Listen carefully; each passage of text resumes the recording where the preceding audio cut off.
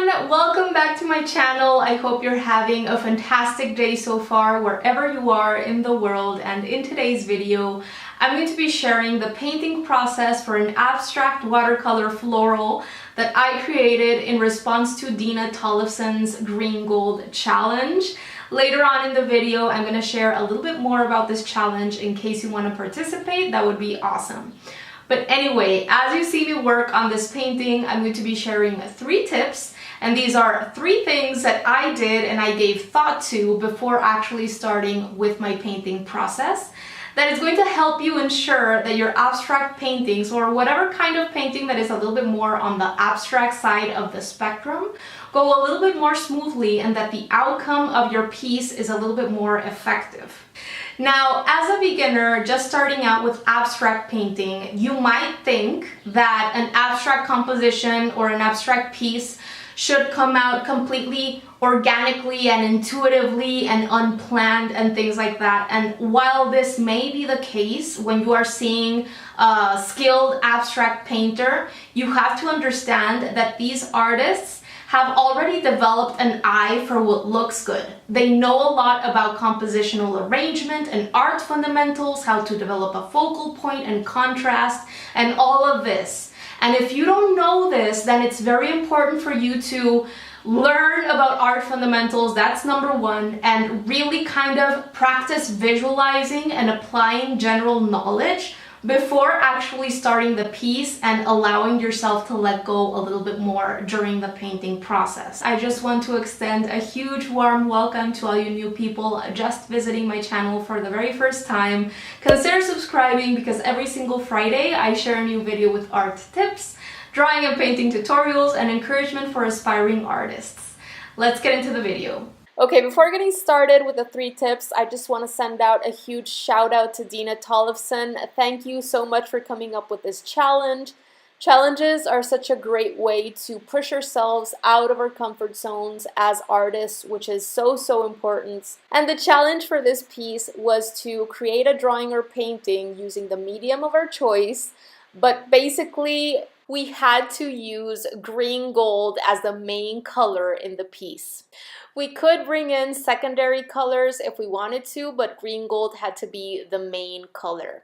For those of you that don't know, green gold is basically a green color that has a lot of yellow in it. So all I did was create a color mixture by mixing together green and yellow.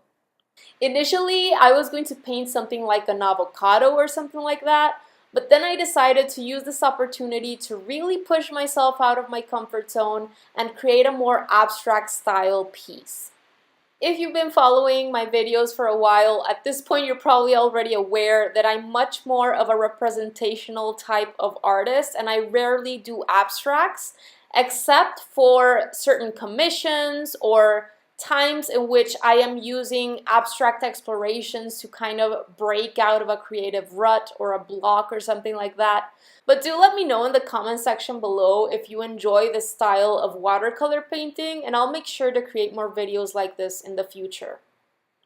I'm going to be leaving a link to a video created by Dina herself in which she explains this challenge and everything like that. In case you want to participate, you can go and check it out. It's going to be down below in the description box. Alright, and before getting started, I also want to share a very quick disclaimer with you guys because I don't want people out there to misunderstand me or get confused about things. The tips that I'm going to be sharing next are not really intended for people that are looking to do things like acrylic pouring or Jackson Pollock type of paintings, or that are looking to create art that is intentionally heavily saturated. Okay, having said that, let's get into the 3 tips for your abstract painting. These are all things that I did before I started with this piece and that I always do whenever I'm going to start with a painting.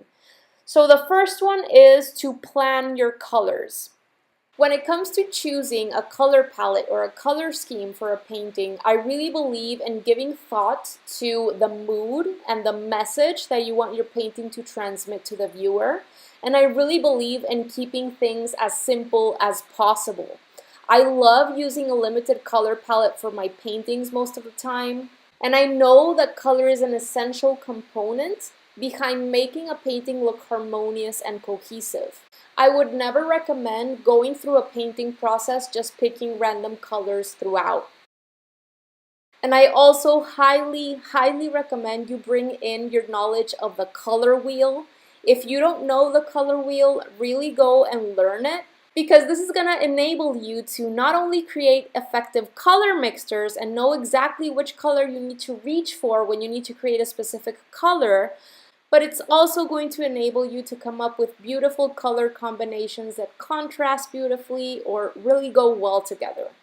So for example, in this piece, as soon as I knew that I was going to have to use a greenish yellowish color, I immediately knew that using a red or a purplish red was going to contrast beautifully with this one, because red and green are complementary colors in the color wheel. For this painting, I only used 3 different colors. I used alizarin crimson, cadmium yellow, and viridian green.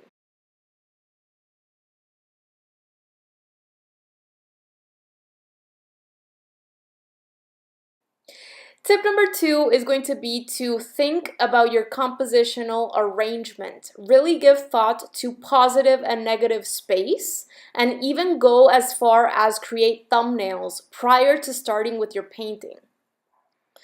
I don't know about you guys, but when I was first starting out with abstract painting, I found it incredibly difficult to know when to stop, and I often oversaturated the entire area to the point that the focal point was completely lost.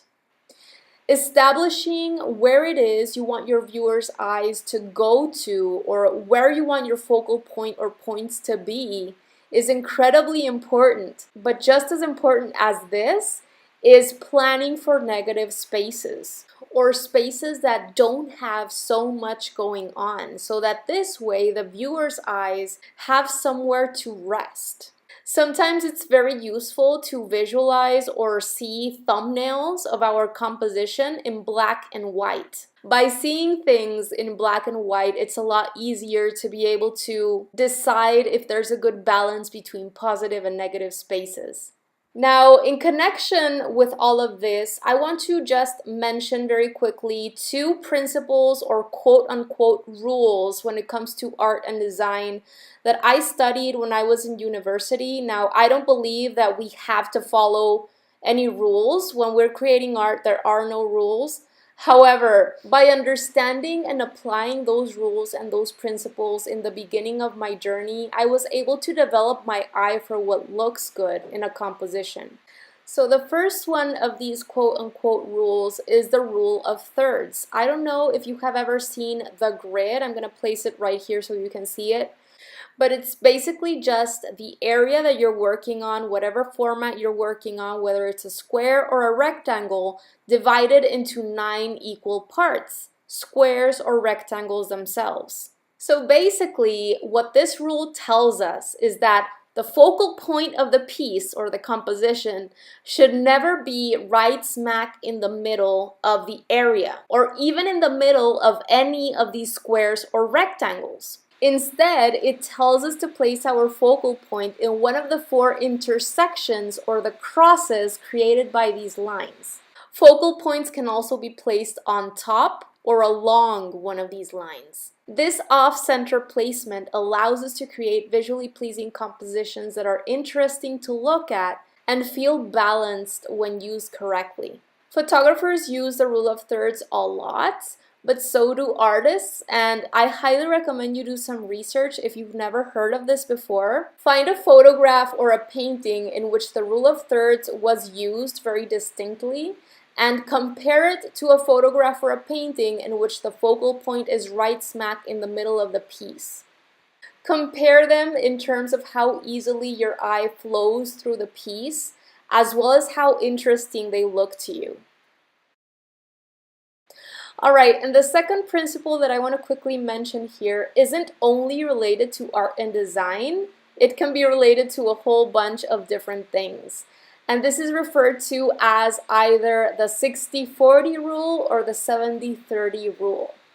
And this principle basically tells us that the smaller percentage in this ratio, so either the 30 or the 40%, depending on where you look, should be the area that contains the focal point, while the biggest part of this ratio should contain less detail or shouldn't call the viewer's attention as much. I have seen drawings that make use of this principle and it works absolutely beautifully. For example, I've seen portraits in which the face in itself contains high level of detail and then the rest of the body is more sketchy looking and contains less detail. This really helps pull the viewer's attention straight to the face, which in a portrait should be the focal point.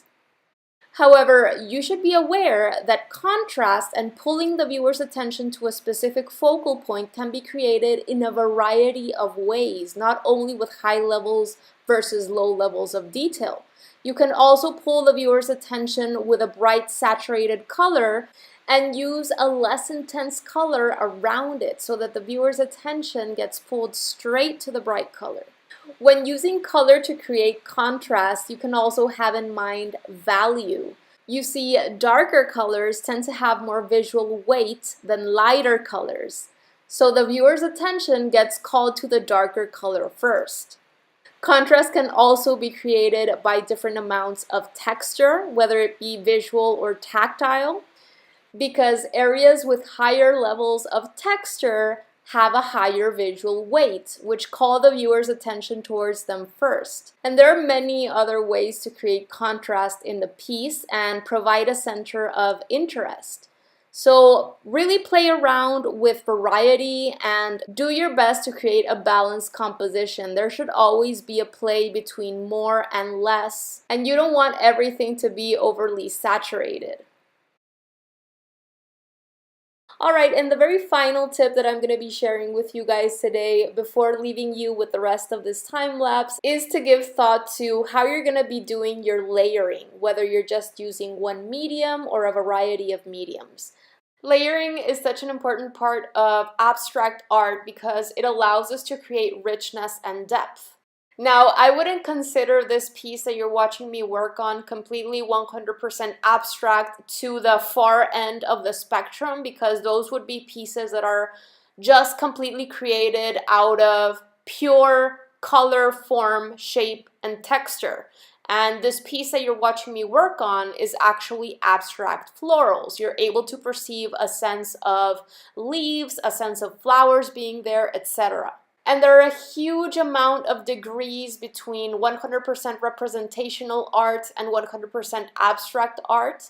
But when we are creating an art piece that is more on the abstract side of the spectrum, you have to understand that we are using different elements of art in their purest form, in their simplest form, whether they be color, shape, line, texture, etc., to send out a message and create something that's interesting to look at. So giving thought to how you're going to be using and overlapping these different elements and even the mediums that you're using for your particular painting on hand is definitely going to ensure that your painting process goes a lot more smoothly and that you're able to let go and work more intuitively within the different phases that you set for yourself. And of course, this goes without saying, but if you're using a variety of mediums in your piece and you actually want your artwork to last for a long time, it's incredibly important to learn and to figure out which mediums you're going to be using for your background, your intermediate stages, and your final details. So in the case of this painting that you're watching me work on right now, because I solely used watercolor for this piece, I basically divided my stages as I would do with any other kind of watercolor painting, whether it be representational or not. So I divided it basically into 3 separate phases. The first being my wet on wet washes. The second stage was adding some detail. And in the third stage, I basically went back in and further deepened some values in some spaces that I felt needed it. However, whenever I'm creating an abstract piece using other painting mediums like oils or acrylics or even mixing mediums in one same piece, what I always love considering and basing my kind of sequence on is the texture that I want to create in each of my layers. Because if I create a high amount of texture since my very first layer, then every single layer of paint that I place upon it is going to be affected in some shape, way, or form by the texture of the first layer. So what I like doing in those cases is I approach my first layer as a sort of base to set the tone and to just have something to build off of. And this layer is usually pretty thin and uniform throughout. And my subsequent layers get thicker and thicker as I go.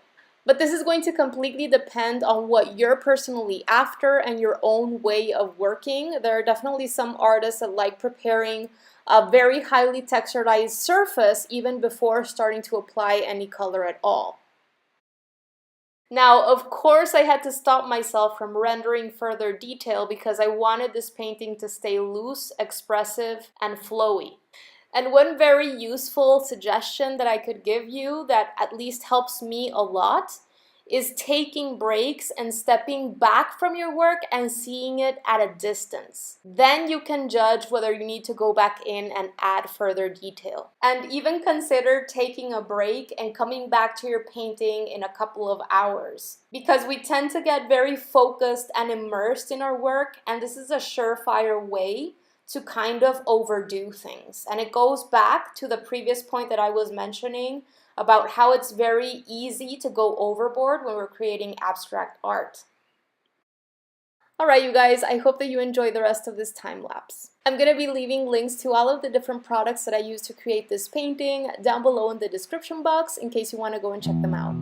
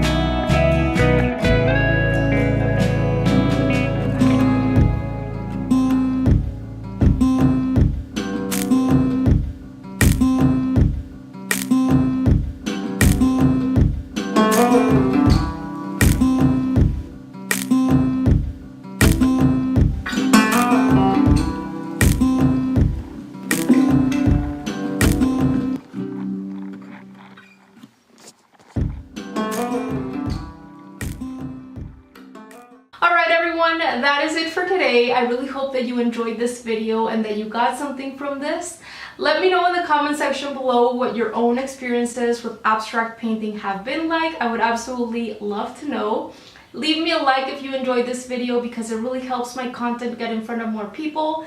Don't forget to subscribe so that I can see you next Friday and talk to you soon.